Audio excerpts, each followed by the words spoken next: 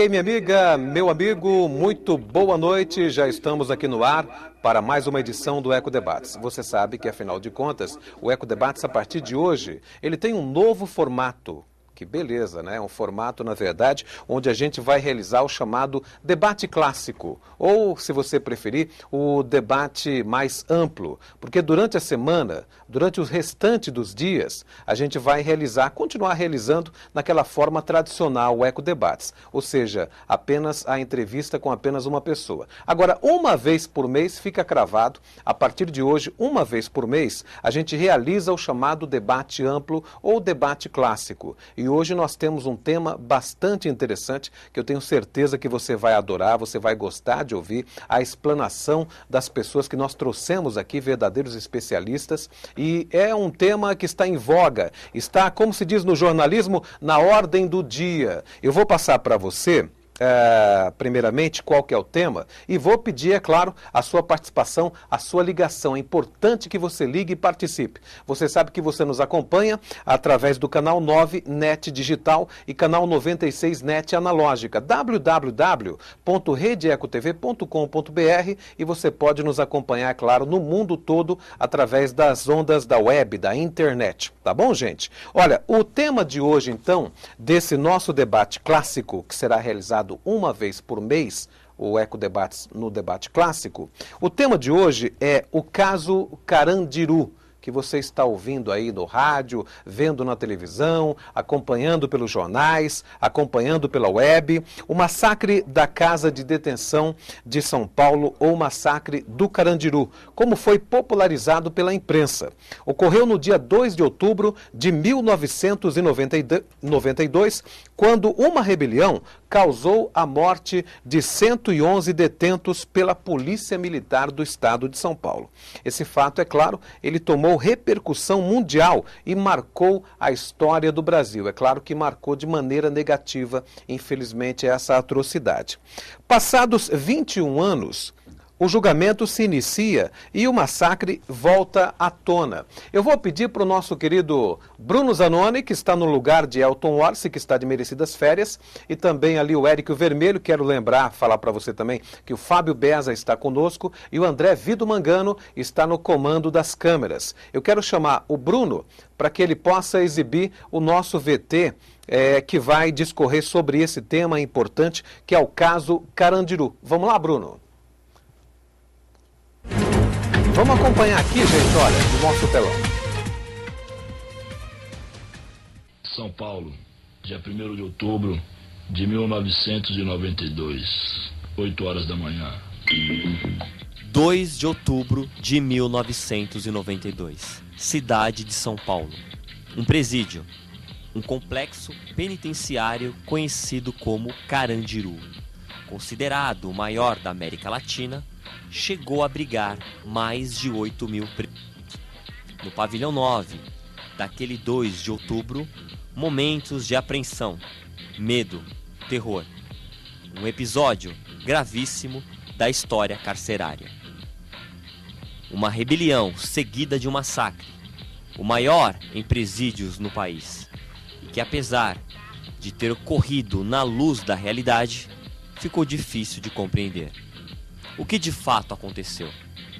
Independente da resposta, tristes imagens, sentimentos de dor, revolta e muitos questionamentos. Uma chacina que contabilizou 111 detentos mortos. De um lado, os presos à sombra dos cárceres. Do outro, policiais formando um batalhão de choque. Mais de 20 anos depois, o Carandiru já não existe mais. Desativado e demolido em 2002, hoje em seu lugar há o Parque da Juventude. Mas passadas 2 décadas, após um longo silêncio da justiça, chegou o momento do julgamento. Hora de cicatrizar o passado cinzento. Imagens aí, boa parte delas que o André Vido Mangano fez aí esse VT de maneira esplendorosa, uma boa parte é do filme do Babenco, né? É bastante interessante a produção desse VT do caso do Carandiru, que já faz 21 anos, na verdade, 92 para cá, nós estamos em 2013, faz anos, ou seja, 2 décadas, mais de duas décadas na verdade. Olha, eu estou aqui, na verdade, com 2 especialistas para poder realizar o verdadeiro debate clássico sobre esse caso Carandiru, que está na mídia, está em voga. Eu estou com ele, o nosso querido advogado criminalista e professor, especialista no Tribunal do Júri, assistente de acusação no caso da favela naval, que é um caso que também provocou uma repercussão mundial quando, na verdade, em Diadema, município vizinho da gente aqui de Santo André, a nossa querida Diadema, infelizmente, foi protagonista de um caso lamentável, que foi da favela naval, quando policiais, na verdade, assassinaram ali um cidadão. E esse caso também teve, é claro, repercussão mundial, né? E então eu falo dele, o doutor Cristiano. Cristiano, muito boa noite, seja muito bem-vindo. Tony, eu que agradeço, né? Acabei de sair do meu programa agora também ao vivo e participar aqui do Eco Debate para mim é uma grande felicidade estar com você e também aqui com o vereador e coronel Sardano, Edson Sardano, que com certeza vai ser um bate-papo gostoso e também um debate, cada qual nas suas ideias, cada qual com a sua visão e experiência de vida.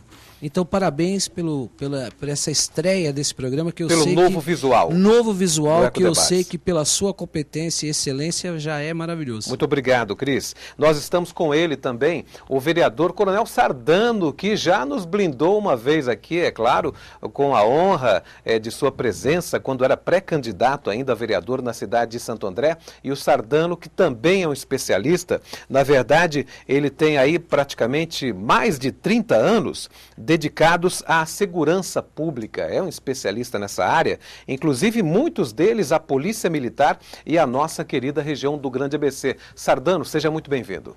Obrigado, Tony. Boa noite. É um prazer, uma satisfação estar aqui, debatendo aqui com o doutor Cristiano nesse novo modelo, né? Espero que não seja um MMA, né? Você enfatizou tanto aqui o novo debate. Não, o nosso objetivo é provocar o debate. Vamos sair na pernada aqui, mas no bom sentido. Aliás, acho que é o que as pessoas querem ouvir, querem ver, é isso, né? É uma discussão ampla, uma discussão profunda, né? O nosso objetivo, Sardano, Cris e você de casa, obrigado pela sua audiência, é provocar, na verdade, o debate. O debate sempre salutar de ideias, debate de ideias democráticas. E eu quero que você ligue e participe.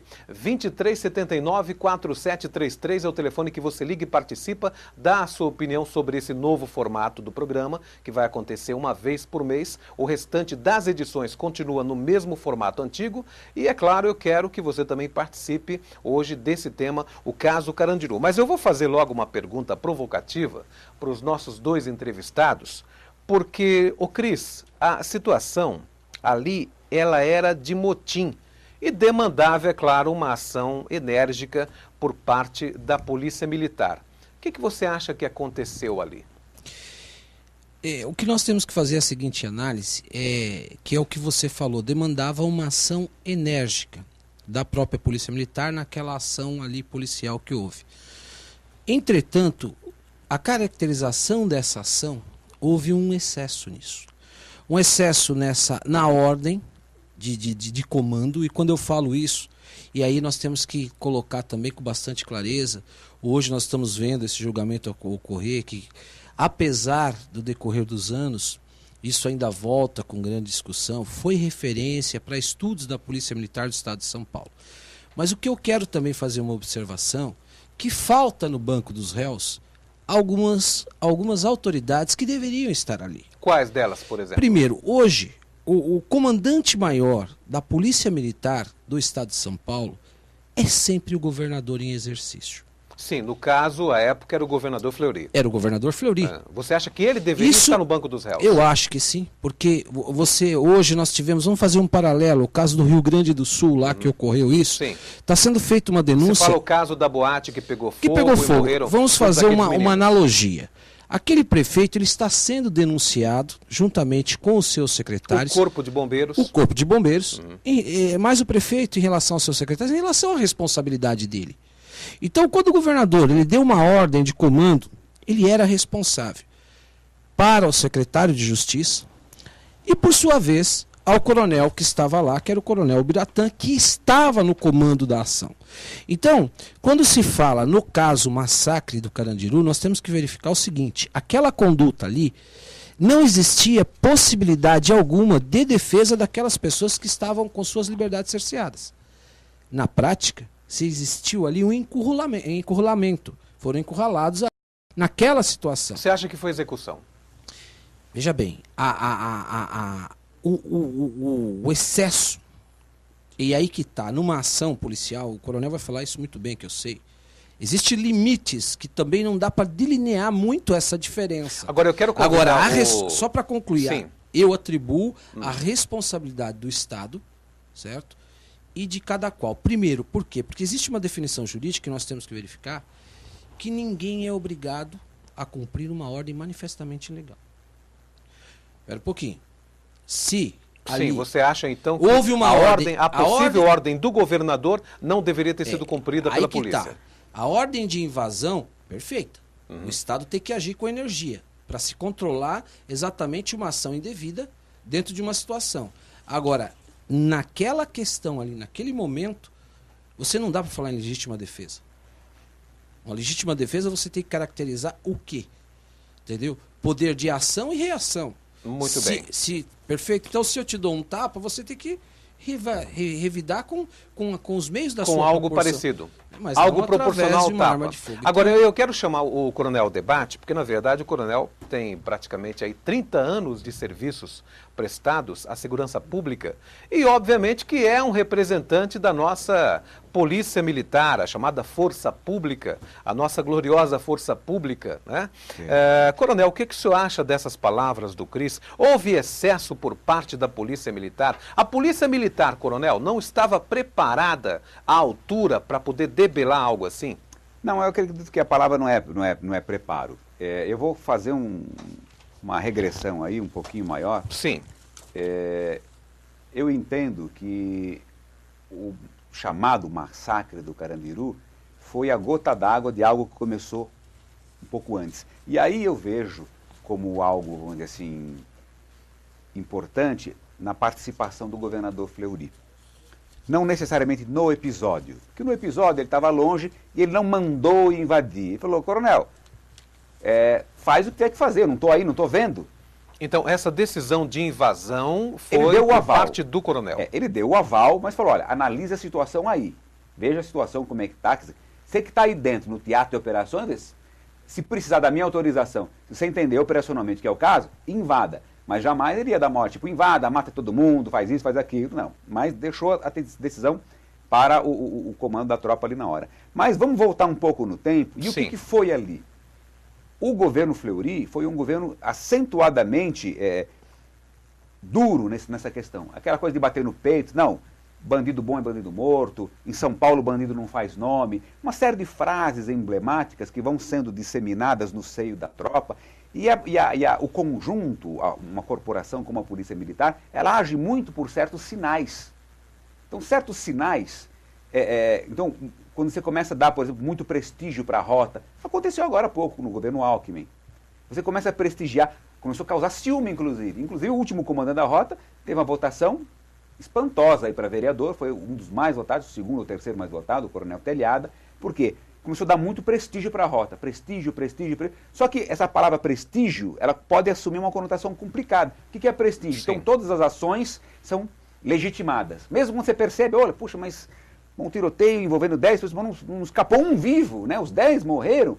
Não, tem que prestigiar. Então, a tropa começa a entender, não, a gente está aqui com uma carta branca. Mas, o Sardano, esse prestígio, ele não parte, como o Cris falou, da responsabilidade do governador de plantão, que à época sem dúvida. era o Então, Fleury, mas não parte exatamente dele essa determinação, não no episódio. Não no episódio necessariamente, mas antes. Já haviam sinalizações, olha... Ele criou um clima para que isso acontecesse. Criou um clima propício. Olha, aqui é isso mesmo, eu estou aqui para prestigiar, eu estou aqui dando força. Então acontecia um caso de excesso ali, não, é isso mesmo, aqui em São Paulo é assim que funciona, nós vamos dar sempre esse tipo de resposta. Uma, duas deles, o pessoal começa a entender, tipo, liberou geral, vamos endurecer. Porque existe no seio da sociedade, inclusive, essa tendência de achar que o bandido, se puder matar todos, é melhor. Quantas e quantas pessoas falaram Pô, só 111? É muito pouco. Né? E é uma compreensão muito simplista. Pô, você está defendendo bandido? É defender bandido. É defender a legalidade, a moralidade. Pergunta para esses 26 policiais se foi bom aquilo para eles. Porque 21 anos eles estão aí pagando advogado, arrastando esse fantasma na consciência. Agora, nessa questão do preparo que o Sardano está colocando aí, que não faltou exatamente a falta de preparo, mas eu insisto, Cris, queria ouvir você sobre isso aí, nessa questão do preparo, porque na verdade foram 111 pessoas que morreram. Né? É claro que aquelas pessoas que lá estavam cumprindo pena, e muitos que cumpriam aquela pena por ter praticado algum tipo de crime, muitas vezes até hediondo mesmo na época. Mas não justifica. Mas a minha pergunta é a seguinte, essa questão do preparo, porque 111 pessoas, será que quando a polícia entrou ali e tomou conta do que estava acontecendo, não havia uma maneira de se evitar ou houve algum tipo de reação por parte dos presos? O que o coronel, o vereador Sardano coloca, ele coloca uma coisa com muita propriedade. É a respeito até da cultura que é imposta por um governo que dá um sinal a respeito e há um incentivo nessa ação. Que é aquilo que ele falou com aquela frase, bandido bom é bandido morto, que se tinha isso no passado. E tinha essa frase que era muito forte. Então, quando eu falo numa cultura, e eu digo isso, eu até falo no despreparo, porque esse despreparo ele parte da corporação ali, daquele momento, daquele comando, dessa tropa que entrou ali, porque o que nós esperamos do Estado, o Estado Armado, a instituição Polícia Militar, especificamente naquele caso, era realmente essa palavra, é o preparo. Ah, mas o que se discute, aquilo ali era uma situação de risco, uma escuridão, uma fumaça. É por óbvio que são policiais preparados, por essa é a frase. Então faltou sim um preparo da polícia em ações, que aquilo na minha fala inicial, eu dizia a respeito que dali se tirou, e a Polícia Militar como grande instituição, ela se tira grandes lições de ações. Que dali, em ações de invasão, sim, porque a expressão é invadir. Você quer dizer que ali foi assimilado como uma experiência? Uma experiência negativa, mas que produziu um lado positivo? Sem dúvida, por causa da própria experiência. Exatamente. Faltou ali a atribuição pelo já falecido coronel, né, que já não está mais aqui, mas ali o comando. Tudo na vida se tem um comando. E eu especificamente falo, soldado ele recebe voz de comando. Quando se comanda alguma coisa, se falar faça, tem que fazer. É ordem. Agora, eu fico pensando, Cris, eu tenho certeza, aliás, 2379-4733 é o telefone que está ali na telinha, você pode ligar e participar. Eu já tenho algumas ligações aqui, que eu vou já inquirir o Sardano e o Cristiano também, sobre algumas perguntas que as pessoas estão ligando e participando. Gente, fique à vontade, viu? O nosso telefone está aí à sua disposição. Porque eu fico imaginando que o coronel Ubiratã, depois...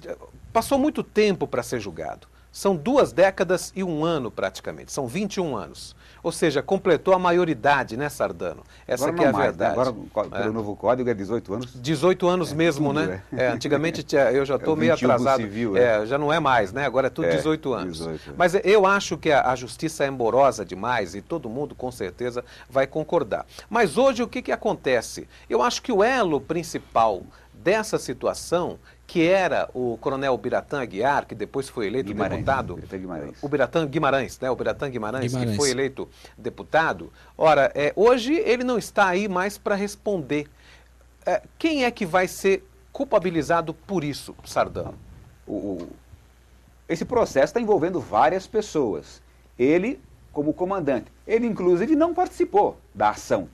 Porque houve logo no Mas ele começo, determinou. Logo no começo, uma explosão de uma televisão lá, e ele foi atingido, saiu socorrido e ele não participou. Ele deu o pontapé inicial, ele deflagrou o processo, deu a ordem, e aí é uma soma muito grande de participação. Eu acho que isso aí juridicamente é muito complicado, porque o direito penal não é um direito assim muito difuso. O direito penal tem que ser muito claro, muito concreto. Quem atirou em quem? Quem morreu por quê? Qual é o nexo de causalidade? Você falou, esse grupo aqui matou aquele grupo ali. Não é assim que funciona em direito penal. Direito penal você tem que dizer, olha, tal arma, então você tem que ter uma perícia, a arma do fulano de tal. tem lá um registro. A Polícia Militar tem o registro. Aquele soldado Zé está com a arma número 25. Aí faz uma perícia na arma 25, olha, a arma número 25, o projétil disparado pela arma 25 matou o detento João. Opa, Zé, arma número 25, arma 25 matou o detento João. Mas Zé existe João, essa cadê? perícia? Essa perícia precisa... Não houve ali. Não houve. Não houve ali. Não houve ali, não tem como identificar. Eu não acredito que isso vá prosperar juridicamente. Eu não acredito. Mas tem uma série de situações aí. Então, o caso do coronel deu a ordem, a tropa. Hoje a gente vê a Polícia Militar, é o que o doutor Cristiano colocou. Ela deu um grande avanço na sua organização, na sua estrutura, na sua área de ensino. Porque aquilo ali, você começa pelo despreparo, não da tropa, o despreparo no sentido de cada homem individualmente, da formação intelectual, nada disso. O próprio equipamento. Você vai para uma situação, tinha arma lá, possivelmente armas, mas numa proporção muito menor. Hoje, você já tem uma estrutura de equipamentos não letais, que você vai para uma situação dessa e você não tem o risco de acontecer, de ter tanto excesso. Você pega um paralelo interessante, muito próximo na nossa história, aquele massacre de Eldorado de Carajás, Sim. no Pará. Que aconteceu um pouco tempo depois. E aquele foi filmado. 97. Então ali está muito claro. O que aconteceu? Aqueles trabalhadores sem terra lá partiram para cima dos policiais. Os policiais chegaram, parados, não se movimentaram. De repente, aquele monte de trabalhador com foice, facão na mão, veio para cima dos policiais. Os policiais tinham o que na mão? Metralhadoras, fuzil. Começaram a dar tiro. Mataram aquele povo todo. Agora, por quê? Porque não tinha outra coisa na mão. Se tivessem bem equipados, se tivessem munição não letal, com colete à prova de bala, com toda a estrutura, com um planejamento melhor, com outras viaturas, tudo isso em matéria de segurança. Que hoje existe isso na polícia? Hoje tem. Hoje a polícia a polícia paulista, pelo menos eu posso falar por ela, é uma polícia muito próxima às melhores polícias do mundo. Você precisa ter... Porque você fala, o policial não vai brigar, não é briga de rua, ele vai fazer uma ação em nome do Estado. Ele não pode voltar atrás. E o negócio aqui está feio, vamos embora. Ele não pode. Não existe essa palavra no vocabulário do policial. Ele vai avançar, ele vai para frente. O Estado dá uma metralhadora na mão dele, é o instrumento que ele tem para usar. Agora, o Sardano está colocando uma visão da Polícia Militar aí que eu tenho certeza que muita gente não concorda com essa visão. Dessa questão de a Polícia Militar estar preparada hoje para uma situação como essa, porque nós acompanhamos aí a questão de 2 meses atrás, atentados contra a polícia, atentados contra policiais que tiveram as suas vidas aí ceifadas, né? Mas eu quero fazer essa pergunta tanto para o Sardano como para o Cristiano, logo depois do nosso intervalo comercial.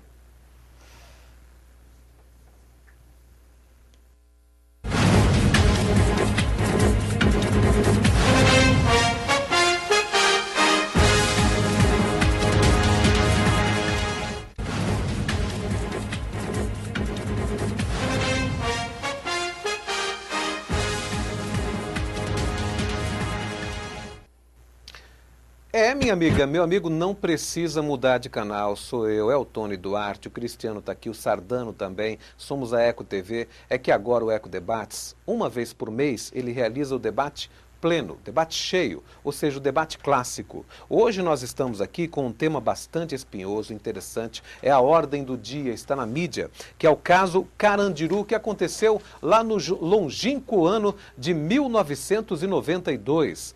Mais de 20 anos, 21 anos cravados praticamente, e agora é que está sendo julgado esse caso. Eu estou com o Coronel Sardano e com o Cristiano também, que é advogado, criminalista e que tem programa, inclusive, aqui na casa, é companheiro da gente. Eu fiz uma pergunta aqui, bastante interessante, porque o coronel falou da questão do preparo da Polícia Militar, que naquela época a polícia não tinha preparo e hoje a polícia estaria mais bem preparada. Mas eu quero passar aqui para os nossos convidados as perguntas que já estão chegando ali, ó. Tá na telinha, tá no GC 2379-4733, é o telefone que você liga e participa e pode fazer pergunta relativo a esse tema de hoje, que é o tema caso Carandiru. Eu tô aqui com a ligação do Elvio Sinclair, que é cadeira cativa. Um abraço, Elvio. Ele é de Diadema, ele está adorando o novo cenário e quer saber se os nossos convidados são a favor de uma pena bem dura para os policiais militares envolvidos no caso. Cris? A questão da pena, Elvio, um grande abraço para você. Você esteve comigo, está aqui agora no Eco Debate com o Tony. Grande abraço para você. A questão da pena, ela é definida no Código Penal. Então você tem ali a pena do homicídio, que vai até 30 anos, mas você tem a definição de cada conduta, de cada ação, que isso vai ser delineada depois. O grande problema do nosso Brasil, eu sempre falo que não se resume na pena, na aplicação da pena. Ela se resume na execução da pena. Essa execução de pena é que ela não é cumprida. Agora, em relação se eles devem ser apenados de forma dura, eles serão apenados de acordo com a nossa legislação brasileira, que é o Código Penal. Ali que vai verificar cada conduta ali, a pergunta que serão feitas para o jurado se é culpado ou inocente. Sendo configurado culpado, isso será passado para o juiz-presidente ou a juíza-presidente do Tribunal do Júri, que vai apenar e definir cada qual ali na sua conduta e pela denúncia do Ministério Você acha que, Público. em média, pega quantos anos em pena? Ao fazer alguma Aqueles especulação, que forem condenados. Os que forem condenados, que provavelmente eu não conheço ali a tipificação, a qualificação desses crimes, mas provavelmente vai girar em torno de pegou a vítima de surpresa, definições técnicas, jurídicas, não houve possibilidade de defesa, recurso que impossibilitou a defesa da vítima. Isso chega ali em torno de 12 até 18 anos, dependendo dessa qualificação de cada conduta. Então são penas sim, severas e em relação aos policiais que estão ali sendo acusados. Né? Muito bem. Deixa eu fazer uma pergunta para o Sardano. Na verdade, essa pergunta aqui é da Cida Marques. Ela quer saber se é real o número de mortos ou se existe alguma maquiação no caso. E eu quero acrescentar, Cida, muito obrigado pela sua ligação, Deus abençoe, viu? Eu quero acrescentar ao Sardano um dado que nós pegamos na mídia, na internet, que o juiz, que hoje é desembargador, o Ivo de Almeida, ele foi um dos que autorizaram a entrada da tropa, né, segundo a mídia e a internet. Ele disse que não viu nenhum preso sendo executado pelos PMs. Existe alguma maneira, Sardano, de haver algum tipo de complô por parte daquela criminalidade daquela época, de tentar macular a imagem da polícia? Ou você não acredita nisso? Não acredito. Não havia essa articulação por parte dos bandidos, dos detentos, dos marginais, para fazer alguma coisa nesse sentido, essa visão. De fato, não. Os policiais mataram os bandidos, então, nesse caso. Não, os detentos. Você tem lá, os corpos estão lá, né? Os corpos falam. Essa Aí não há como maquiar, né? Não, é uma expressão até a própria da medicina legal, né? Os corpos falam. Quanto à pergunta da Cida, o pessoal folclorizou muito. Não, 111 foi só que mostraram, saía pelos fundos, saíam cadáveres. Não é assim, você não some com um corpo, isso é muito complicado. Então, eu não acredito. 111 já é um número grande, então não acredito que foi maior. Então, falou-se muito sobre isso na época, folclorizou-se muito. Não, foi muito mais, o pessoal está escondendo. Não. E por parte, o fato do juiz não ter visto, o juiz não estava lá, não entrou, não participou. E também pela credibilidade do juiz, pela credibilidade dessa figura, né, ali presente, você também percebe que a coisa é complicada, é muito confortável, muito fácil. Eu fiquei 30 anos na polícia. É muito fácil depois, tranquilo, 20 anos depois, sentado numa mesa, você julgar o caso. Agora, vai lá. Quem já entrou dentro de uma cadeia... No calor do momento. Você vê filme de cadeia, você fica assustado. Entra lá na hora. É aquilo que eu falei antes. O policial, houve excesso? Pode ser que tenha havido. Houve morte. Pô, não tem nenhum policial ferido, nenhum policial morto, 111... Agora, você dá uma metralhadora para o policial, você dá um revólver para o policial, dá uma pistola para ele, manda ele entrar lá, preso se rebelando, com seringas, com AIDS, a AIDS naquela época já era uma arma, né? Seringa, com caco de vidro, com garrafa, com pau, com ferro, com faca. Tony, você faz uma revista num presídio, hoje até que menos. Não, mas espera lá, Sardano, você está sai cada peixeira. Você está defendendo a ação dos policiais. Não estou defendendo, eu estou mostrando um outro lado. Justificando, pelo menos. Que o episódio, ele não é um episódio simplesmente, os presos estavam lá parados, entraram os policiais, mataram 111. Não é assim. Poderia ter sido evitado Eu não tenho a menor dúvida que houve excesso, tenho a menor dúvida que houve excesso. Agora, qual é o tamanho do excesso? Isso poderia ter sido prevenido? Obviamente que poderia. Porque você vai mandar policiais. O policial tem medo também. Você imagina você entrar num lugar escuro, um pavilhão daquele escuro, um cheiro horrível, aquele grito, fumaça, você não enxergando nada, aqueles presos gritando, batendo nas grades, correndo para cima de você com estilete, com faca, com porrete. Então, houve excesso, mas essa, de repente, era a solução no momento também. Não, sei lá, ou falta de outra alternativa. Você concorda com isso, Cris? O que eu até comentava a respeito também do início disso, Tony, que indiscutivelmente houve despreparo, houve ali algo realmente errado que se cometeu. A gente tem que observar a seguinte questão: o coronel Biratã, ele foi condenado, depois foi anulado o júri, tão somente por uma questão técnica da questão, mas ele foi condenado sim como responsável daquela ação.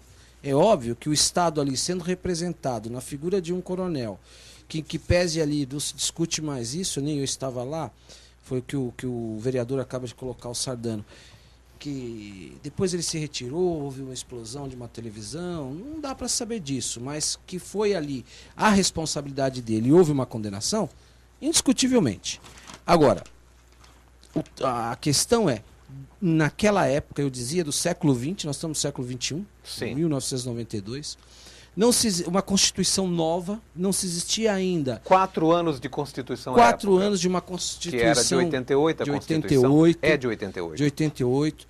Estava ainda com um resquício ainda de um passado, de uma polícia que ainda não tinha uma visão de futuro, de mundo, de primeiro mundo. E tudo isso tem que ser levado em consideração. A formação dos coronéis eram outras. Hoje a formação é outra. Mas a é academia hoje se forma. Cris, o Sardano acabou de falar isso aí, na verdade. Sim. Só uma política que é hoje colocada na instituição, de uma política cidadã, tá entendendo? E eu não digo isso, né, que a polícia ela deve ficar mais frouxa, não. Ela tem que acompanhar a evolução de uma sociedade. Sim. Então, naquela época, houve sim excessos. E se houve esses excessos, eles têm que ser punidos, indiscutivelmente. Certo? Agora, essa teoria da polícia preparada hoje, como o Sardano defendeu, e eu tenho certeza que uma grande gama de telespectadores não concordou com ele, porque eu também não concordo em parte. E aí eu fiz uma pergunta e não esqueci, eu vou fazer ela agora novamente para o Sardano. Sardano, você falou que hoje a polícia é mais preparada e o Cris vem, na verdade, corroborando com essa sua opinião. Não obstante, agora a questão praticamente de 2 ou 3 meses atrás, nós tivemos aí uma série de atentados, inclusive há pouco tempo atrás, alguns anos atrás, tivemos também atentados contra as bases de soldados, de PMs, da Polícia Militar de São Paulo. Tivemos aí policiais sendo abordados na saída de casa, bandidos matando os policiais. Onde é que está esse preparo? Se você observar e tentar definir preparo como uma onipresença e como o remédio para todos os males da sociedade, realmente nem a polícia, nem ninguém, nem nada está preparado. Um equívoco muito grande que a sociedade faz é colocar sobre os ombros da polícia a responsabilidade da solução do esgarçamento generalizado de todas as relações da sociedade. Então a polícia tem que resolver. Nada funciona direito. Nada funciona direito no Brasil. Não há um serviço 100%. Até o Correio era há um certo tempo, não é mais. Já não tem mais essa credibilidade. Você manda um SEDEX hoje, chega uma semana depois. Então nada é 100%. Então tudo que vai estourando em tudo quanto é lugar, vai para um bueiro só. O nome desse bueiro é polícia. Aí a polícia tem que resolver tudo 100%. Então se você analisar preparo dessa forma, não é preparado. Agora, vamos analisar a situação do policial. Hoje o policial, o soldado, o mais recruta, o menor graduado, o soldado, ele é um tecnólogo em segurança. Ele faz um curso de 1 ano. Para você conseguir formar um soldado, do edital de concurso ou prepara a formação, são 2 anos. Ele é um técnico. Os oficiais são todos formados em nível superior, num curso de 4 anos, que é a Academia do Barro Branco, um dos cursos mais concorridos do Brasil, aí pela Fundação VUNESP. Os capitães são submetidos a um mestrado, os coronéis são submetidos a um doutorado. Quer dizer, o problema não é preparo intelectual, o problema não é esse. Preparo esses atentados são atentados covardes, perpetrados aí na calada da noite, contra pequenas instalações, normalmente desocupadas, contra policiais de folga, na traição, mulheres, policiais que trabalham no serviço administrativo. Não houve um enfrentamento. Não, vou lá no quartel da Rota enfrentar. Não houve. Em São Paulo não existe essa hipótese de haver enfrentamento. Não existe essa hipótese. Não tem tiroteio em São Paulo que dure mais de 5 minutos, porque o reforço vem. Eu tive agora há pouco tempo um episódio que eu fui chamado já como vereador para apaziguar uma situação de uma manifestação aí, e eu falei, pessoal, aqui a minha recomendação, não de vereador, de coronel da Polícia Militar, não enfrentem a polícia não volta atrás. A polícia, você conta no relógio meia hora, vem 1000 homens aqui, vem helicóptero, vem cachorro, vem cavalo, e altamente preparados, altamente estruturados. Então, a realidade é outra. Hoje nós temos uma polícia de primeiro mundo. Age como primeiro mundo? Não. Por quê? Porque nós não estamos no primeiro mundo.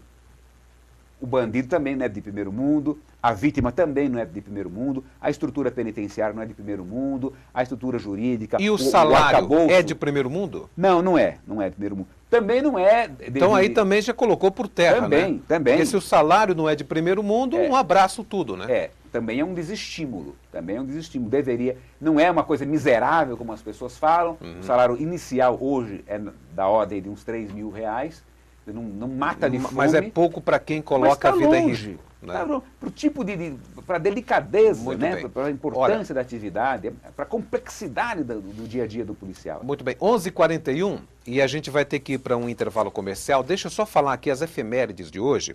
Hoje é 18 de abril. Hoje é o dia do amigo? E parece que hoje é o dia do amigo, não tenho certeza. Eu, para mim, vi qualquer coisa dessa na internet. Não é o dia oficial, mas parece que tradicionalmente, acho que hoje é o dia do amigo. A confirmar isso aí. Mas hoje é dia nacional do livro infantil, é dia de Monteiro Lobato. Aliás, o nosso amigo Bruno Danone adora o Visconde de Sabugosa. E o Cristiano gosta do Saci Pererê, né? O Fábio Beza prefere a Cuca. Olha, é dia mundial dos monumentos. Em 18 de abril de 1977, estreia o primeiro telejornal matutino da TV brasileira, que é o Bom Dia São Paulo. E nessa mesma data, em 2005, começava o conclave que elegeria mais tarde o Papa Bento XVI. Agora, a pergunta que não quer calar, eu estou aqui com duas perguntas interessantíssimas que eu vou fazer daqui a pouquinho para os nossos entrevistados. Olha, é sobre essa questão da morosidade, e o Cris vai discorrer e o Sardano também, porque afinal de contas, Cristiano, Sardano, faz 21 anos que aconteceu essa tragédia, essa mortandade, como foi dito aí, o massacre do Carandiru. Ora, eu fico imaginando, se uma tragédia dessa, de proporções mundiais, leva 21 anos para ser julgado, avalie você um homicídio comum, né? Uma coisa corriqueira que acontece todos os dias. Eu quero ouvir a opinião deles daqui a pouquinho, logo depois do intervalo comercial.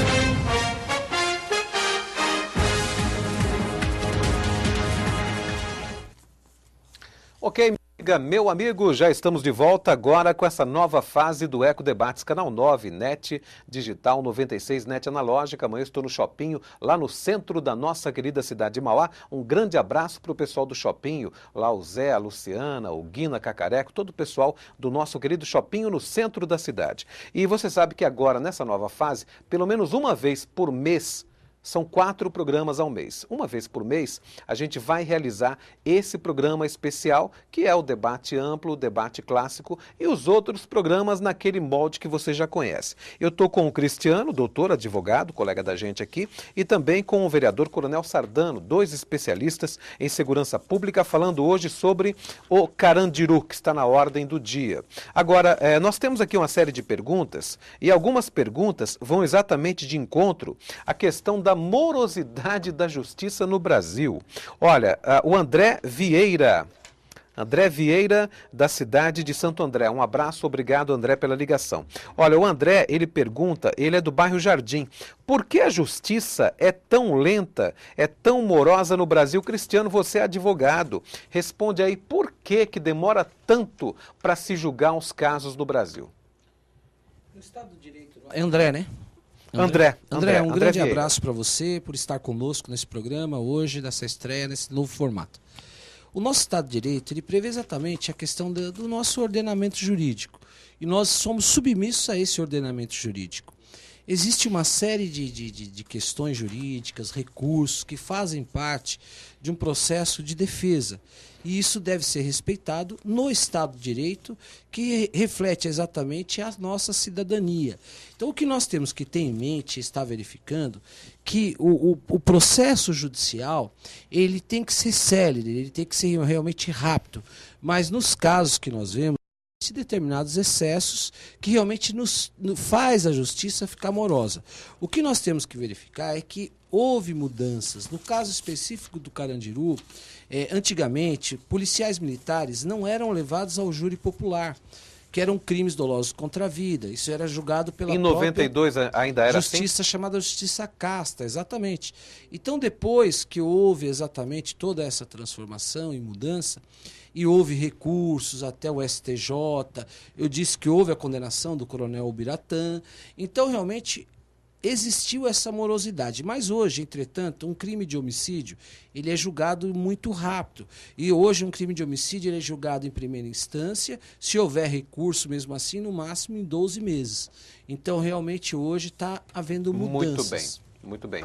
Obrigado, Cris. Sardano, 11h49. Gente, olha, Thomas Vieira, do Jardim Zaira, da minha querida cidade de Mauá. Um abraço, Thomas. Obrigado pela ligação. Sardano, a morte do Ubiratã tem ligação com o caso do Carandiru? Não acredito.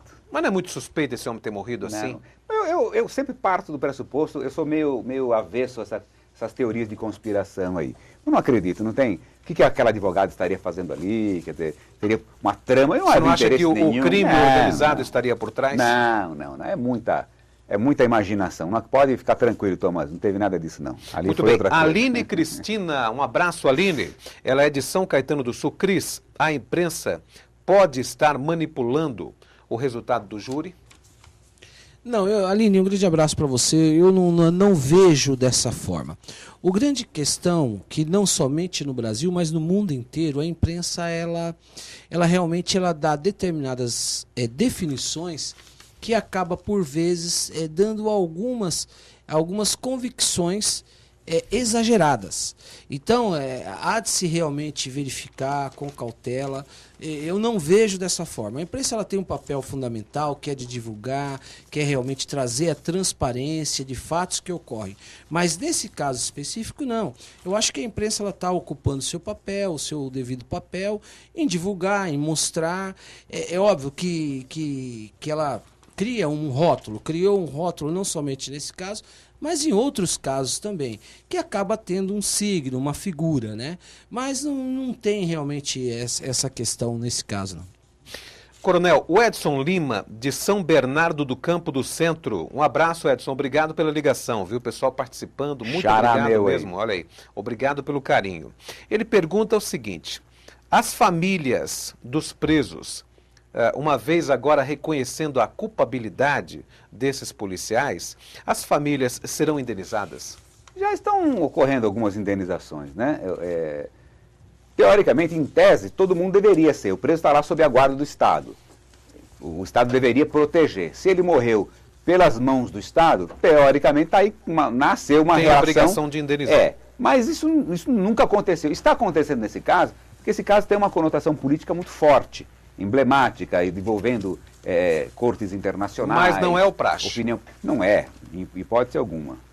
Muito bem. Mas o pessoal já está recebendo indenização, até A Folha de São Paulo publicou uma matéria esse final de semana, uma Muito família bem. recebeu 100 Gente, e poucos eu mil estou reais. fazendo, na verdade, aqui as perguntas, que eu acho que é por uma questão de justiça, né? A gente vai desovar é bem desovar bem ligado próprio. à questão da segurança, né? Desovar é bem ligado a... Tu o dizes, eu nem tu sei o que é dizes. isso. Só faltou o presunto, mas não temos o presunto, mas temos aqui a pergunta. Eu nem sei o que é isso. Muito bem. Olha, o Gabriel Guedes, de Diadema, do Centro, Cris, ele pergunta o seguinte: dizem que os presos não estavam armados, foi uma rebelião que dava para ser debelada, Cris. Obrigado, Gabriel. Então, é exatamente isso que é a grande discussão que está sendo feita. E sem dúvida nenhuma é o que eu falo. Eu falava isso, é o despreparo. Porque você, em que pese até o Sardano falar a respeito disso, que era uma ação complicada, era complicadíssima.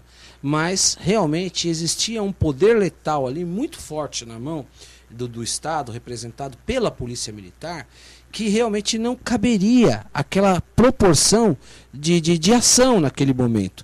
Então poderia sim, em que pese que nós estávamos no ano de 92, não tinha armas não letais, hoje nós temos armas de choque, o taser e outras estruturas aí que não letais, que poderia ser amenizado, mas que poderia ser sim, poderia, sem dúvida. Ali poderia ter sido evitado. Muito bem. Deixa eu fazer a pergunta aqui para o Sardano. Aliás, eu quero agradecer a de gama de participação dos nossos telespectadores. É claro que sempre nos honraram, nos blindaram com a sua audiência e agora mais ainda nesse novo formato do Eco Debates, né? O Sardano, a Kátia Torres, de Santo André, um abraço, Kátia, obrigado pela ligação. Ela é do Centro. Por que os policiais... É aquilo que está sendo falado, mas eu vou fazer a pergunta: por que os policiais foram tão desumanos? Acho que é essa questão de preparo que você falou, né? Eu não atribuiria aos policiais essa coisa da desumanidade. É aquilo que eu falei desde o começo, tem todo um contexto que faltou o planejamento.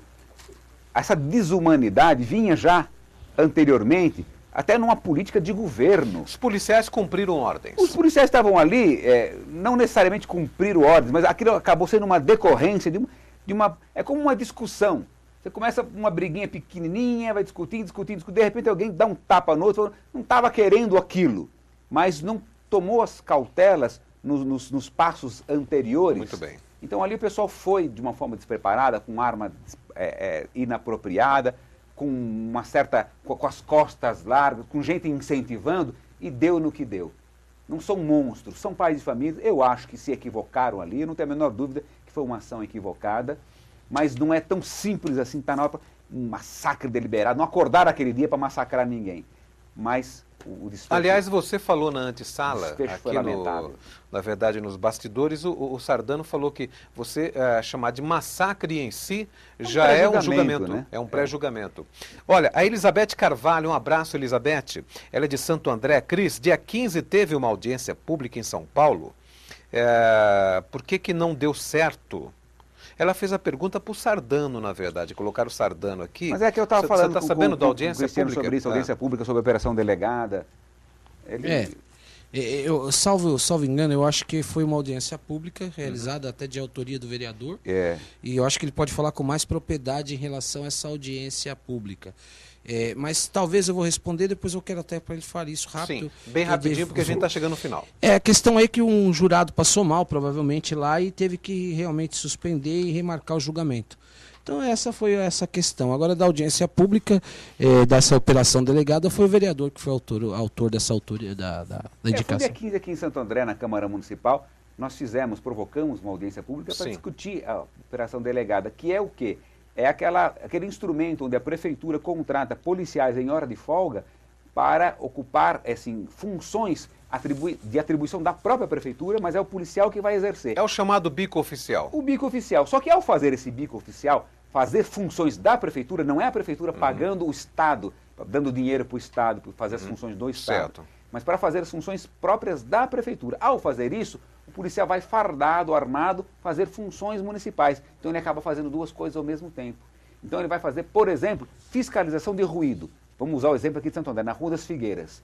Ele vai lá para fazer a fiscalização de ruído. Só que ao fiscalizar o ruído, além de coibir o ruído, ele também coíbe a criminalidade. Então é uma coisa extremamente benéfica. É que os prefeitos não estão entendendo dessa forma. Alguns prefeitos têm um viés ideológico pesado, que isso vai dar ponto para a polícia militar, isso vai dar ponto para o Alckmin. Então, eles não querem, eles estão colocando uma barreira aí. Mas isso aí é o ovo de Colombo, não é o ideal, mas é uma ferramenta maravilhosa para fazer. Muito bem. Eu tenho segurança. duas perguntinhas, eu acho que dá tempo ainda da gente poder fazer as perguntas. A Samantha Star, é isso? Samantha, muito obrigado pela sua ligação, querida. Ela é de Rio Grande da Serra e está acompanhando pela Web TV www.redeecotv.com.br. Um abração, Samantha. Ela diz que o Tony está elegante, é bondade sua, olha. E o cenário está lindo e quer saber, ela faz uma pergunta que foge aqui do tema, a gente vai fazer um debate sobre isso ainda, hein?